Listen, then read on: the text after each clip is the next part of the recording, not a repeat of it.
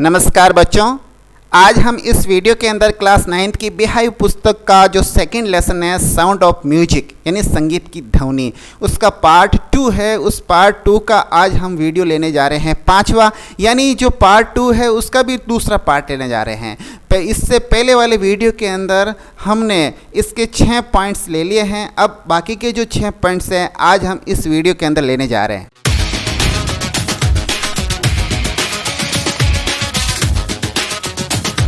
पिछले वीडियो के अंदर हमने जो लिया है उसके बारे में थोड़ा सा बताएंगे ताकि आपको अच्छे से ये पार्ट समझ में आ सके। हमने पढ़ा औरंगजेब ने अपने दरबार के अंदर एक पूंगी वाद्य यंत्र था, उसको बंद कर दिया।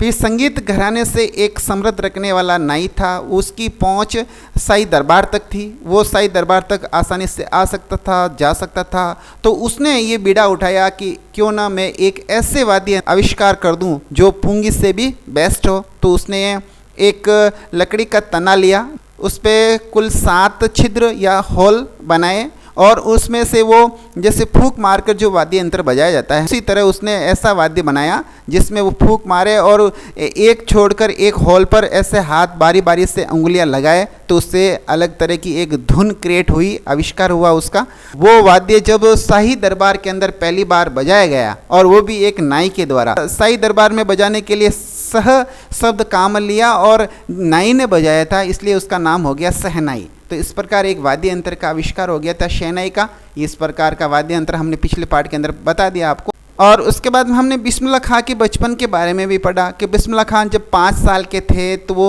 तालाब वगैरह है उसके किनारे पर गिल्ली डंडा वगैरह बच्चों के साथ खेला करते थे।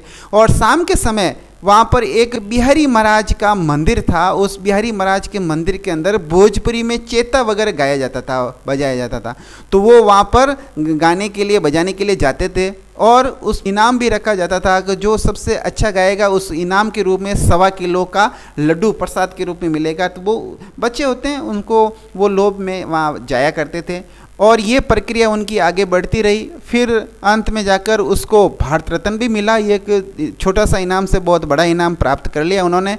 उनका जो जन्म है वो 21 मार्च 1916 के अंदर हुआ था। उनके जो दादाजी है रसूल बख्श खान, वो बिहार का जो बड़ा म्यूजिक घराना था वहाँ से वो समृद्ध रखते थे।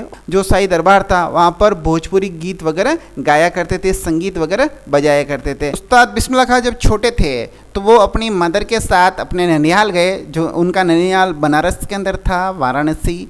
वहाँ पर वो अपने जो मामा थे उनको रियाज करते हुए और ये शहनाई वगैरह बजाते देखते थे तो बड़े मंत्रमुग्ध होकर देखते थे। धीरे धीरे वो अपने मामाओं के साथ संगीत संगोष्ठियों के अंदर जाना शुरू कर दिया। वहाँ पर भी वो रियाज करते थे। फिर वहाँ पर वो वापस आकर नदी के किनारे और मंगला मैया है और बालाजी महाराज का मंदिर है, वहाँ पर बैठकर रियाज करते थे एकांत में बैठकर। धीरे धीरे उनकी प्रैक्टिस इतनी बढ़ती गई कि वो अच्छे एक संगीतीय शहनाई वादक बन गए। जब उनकी उम्र 14 साल की थी तो वो संगीत सम्मेलन के अंदर भी शहनाई वादन है वो किया और उसमें वहाँ पर एक बड़े उस्ताद थे फैयाज खान। उन्होंने जब उनको देखा तो बहुत अच्छा लगा और उन्होंने उस्ताद बिस्मिल्लाह खां की पीठ को थपथपाया और कहा कि तुम और कड़ी मेहनत करो, आगे जाकर बहुत बड़ा नाम रोशन करोगे। और आगे आने वाले जो समय था उनका ही था। तो एक शुभ अवसर आया। सन 1938 के अंदर लखनऊ में ऑल इंडिया रेडियो का उद्घाटन हो रहा था। वहाँ पर उनको बड़ा ब्रेक मिला। उन्होंने वहाँ पर रेडियो के ऊपर एक शहनाई वादन का म्यूज़िक दिया जो रेडियो पर ये धुन बजती थी। अब हम इस पार्ट को आगे लेंगे। आज हम जो 7 पॉइंट्स हैं वहाँ से पढ़ना शुरू करेंगे। When India gain independence on 15 अगस्त 1947, जब भारत को आज़ादी प्राप्त हो गई। गेन का मतलब होता है प्राप्त करना, इंडिपेंडेंस का मतलब होता है आज़ादी, स्वतंत्रता। 15 अगस्त 1947 को जब भारत आज़ाद हुआ, Bismillah Khan became the first Indian to greet the a nation with his shehnai. तो उन्होंने भारत की जो एक राष्ट्रीय धुन है वो धुन अपनी शहनाई के माध्यम से बजाने वाले वो प्रथम भारतीय थे। ही poured his heart out into a rag coffee from the Red Fort to an audience which include Pandit Jawaharlal Nehru, who later gave his famous trust with A destiny speech. यहाँ पर्ड का मतलब होता है उड़ेल देना, hurt यानी बिल्कुल हृदय की अंतरिम ग्रह से उन्होंने ऐसा संगीत जिसका नाम दिया था राग काफ़ी, उसमें रेड फोर्ट यानी लाल किले से अपनी ऑडियंस यानी श्रोतागणों को सुनाया तो लोग मंत्रमुग्ध हो गए, जिसके अंदर पंडित जवाहरलाल नेहरू भी सम्मिलित थे, who letter gave his famous, और उन्होंने भाग्य से भेंट ये स्पीच उन्होंने दिया था। Bismillah Khan has given many memorable performance both in India and abroad. Abroad का मतलब विदेश। बिस्मिल्लाह खान ने न केवल भारत बल्कि विदेशों में भी बड़ी ही यादगार अपनी परफॉर्मेंस दी, अपनी प्रस्तुतियां दी। हिज फर्स्ट ट्रिप अब्रॉड यानी उनकी पहली विदेश यात्रा वाज टू अफगानिस्तान, यानी पहली विदेश यात्रा अफगानिस्तान रही। Where king Zahir Shah was so taken in by the a maestro that gifted he priceless a Persian carpets and other सोनियर्स।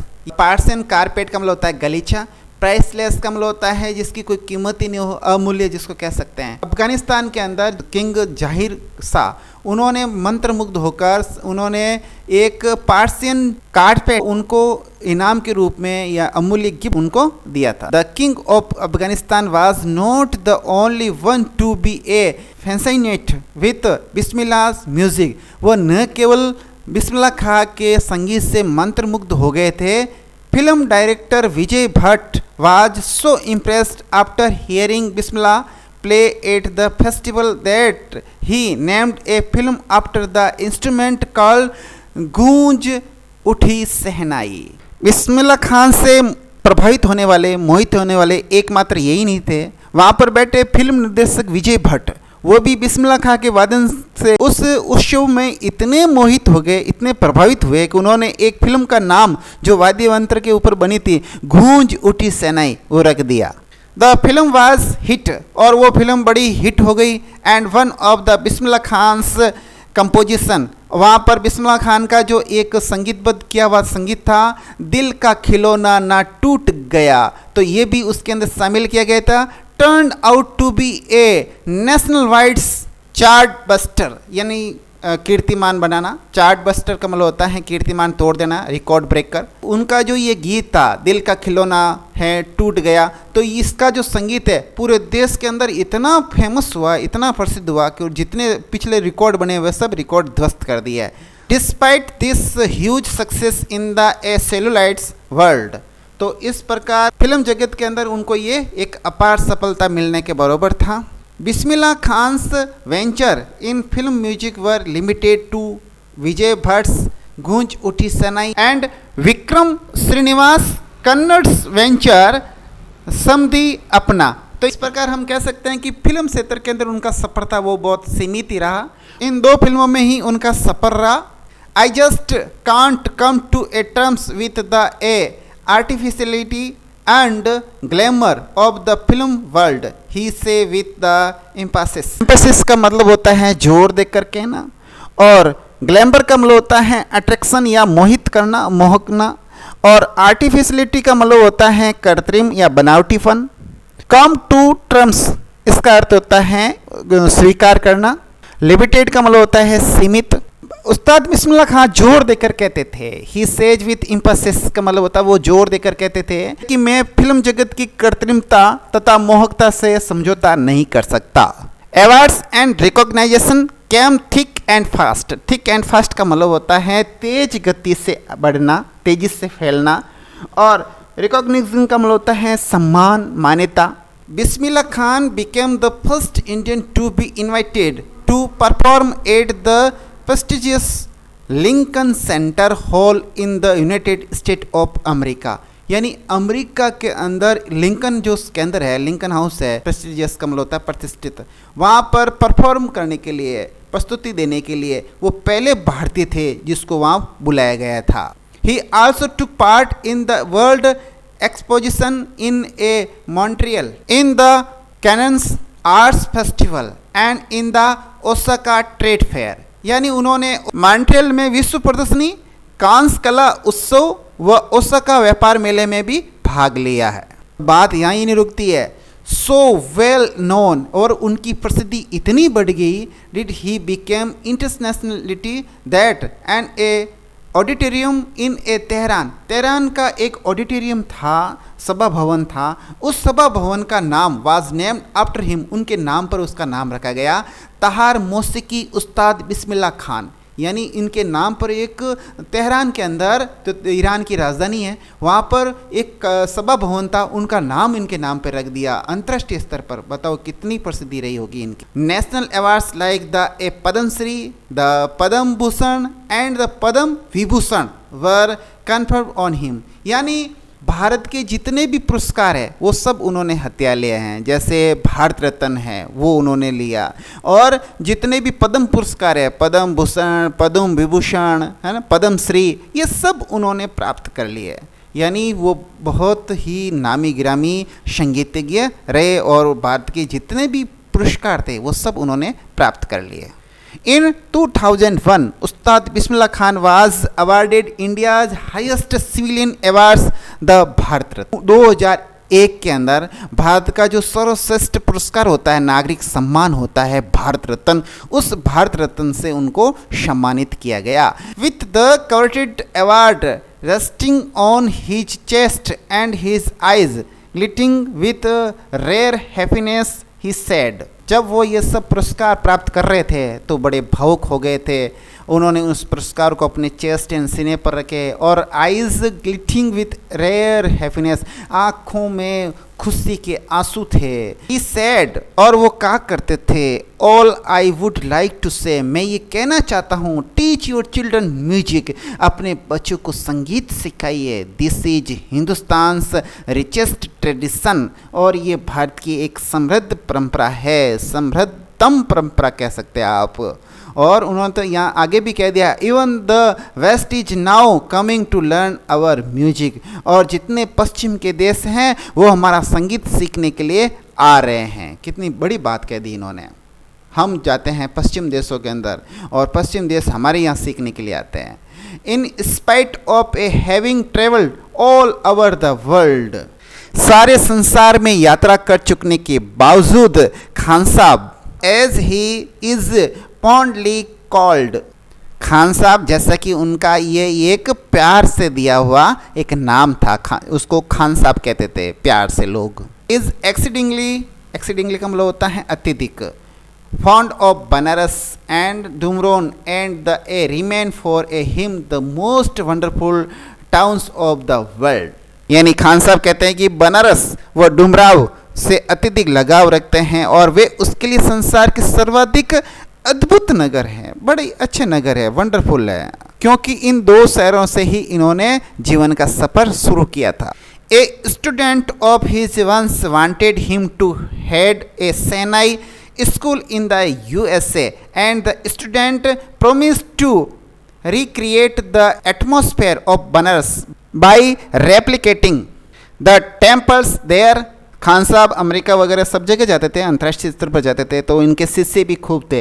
तो उनमें से एक शिष्य था, उन्होंने कहा कि आप यहाँ अमेरिका क्यों नहीं रह लेते, USA के अंदर अगर आप रह लेते हो तो सेना के प्रधान यहाँ बना दिए जाएंगे, आपको स्कूल का हेड बना दिया जाएगा। उसके अलावा उसके शिष्य ने ये भी वादा किया था, प्रॉमिस किया था कि बनारस के जो मंदिर है उसकी हूबहू प्रतिकृतियाँ, यानी वहाँ का मॉडल है, वो बनाकर बनारस का वातावरण यहाँ तक आपको अवेलेबल करा देंगे, उपलब्ध करा देंगे।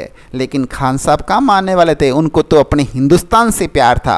बट खान साहब आस्क्ड हिम, खान साहब ने उनसे कहा, if he would be able to transport river Ganga as well as later he remember to have said, जैसा आपने बताया, जैसा आपने फरमाया, क्या आप मेरी गंगा नदी जो गंगा मैया है उसको भी आप वहाँ से उठाकर यहाँ लेके आ जाएंगे, उसको भी ट्रांसपोर्ट कर लेंगे।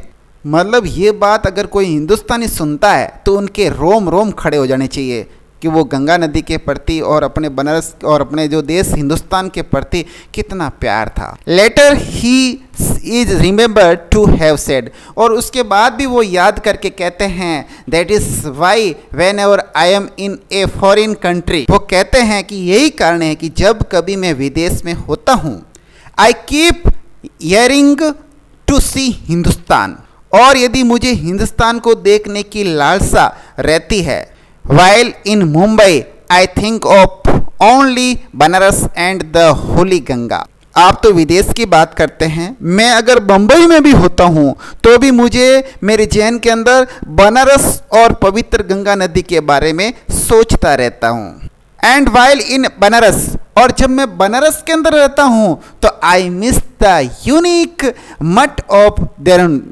और जब मैं बनारस के अंदर रहता हूँ तो मुझे मेरा जो पवित्र मेरी जन्मभूमि है डुमराव, वो डुमराव मुझे हमेशा मेरे जहन के अंदर रहता है, मैं याद करता हूँ, मैं उससे हमेशा महसूस करता हूँ। 2005 की बात है, एक पत्रकार थे शेखर गुप्ता।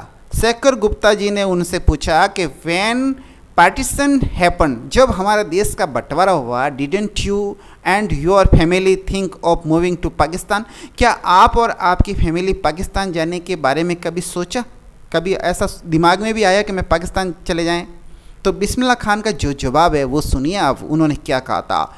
गॉड फॉरबिड, ये अल्लाह का खैर है, अल्लाह का खैर मानिए।